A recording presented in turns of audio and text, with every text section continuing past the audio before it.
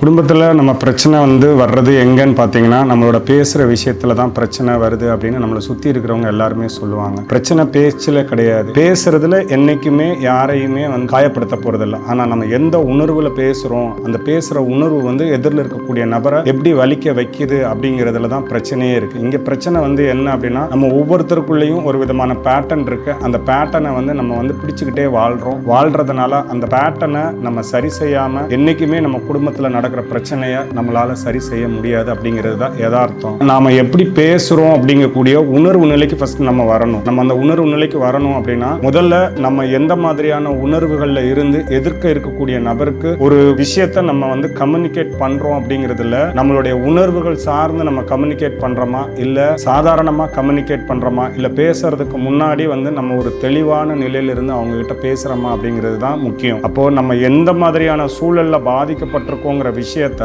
அவங்க கிட்ட நம்ம தெளிவா கம்யூனிகேட் பண்ணணுமே ஒழிய உணர்ச்சி வசப்பட்டு நம்ம ஒரு பேட்டர்ன் சார்ந்து அவங்க கிட்ட அதை கன்வே பண்ணும் பொழுது அது பிரச்சனையில போய் தான் முடியும் அப்படிங்கிறத நான் இங்க யதார்த்தமா சொல்லிக்கிறேன். இப்போ உங்க குடும்பத்துல நீங்க பேசுறதுல திருப்பி பிரச்சனை வருது, உனக்கு பேச தெரியல, நீ பேசுறத சரி பண்ணுன்னு சொல்றாங்க, ஆனா உங்களால உங்க பேட்டர்னை உணர முடியல அப்படின்னா நீங்க எங்களை தொடர்பு கொண்டீங்க அப்படின்னா இது ஒரு சாதாரண விஷயம் தான். எப்படி பேசணும், உணர்வுகளை எப்படி கையாளணும் அப்படிங்கிறத நாங்க உங்களுக்கு சொல்லிக் கொடுப்போம். மாற்றத்துக்கு எளிமையா உங்களால கடந்து போக முடியும். இது ஒரு பெரிய விஷயம் இல்லை, இது ஒரு சாதாரண விஷயம். உங்க கம்யூனிகேஷனை சரி பண்ணி உங்க வாழ்க்கையை அழகாக்க ரீபில்டுன்னு கமெண்ட் பண்ணுங்க, நான் உங்களுக்கு DM பண்றேன்.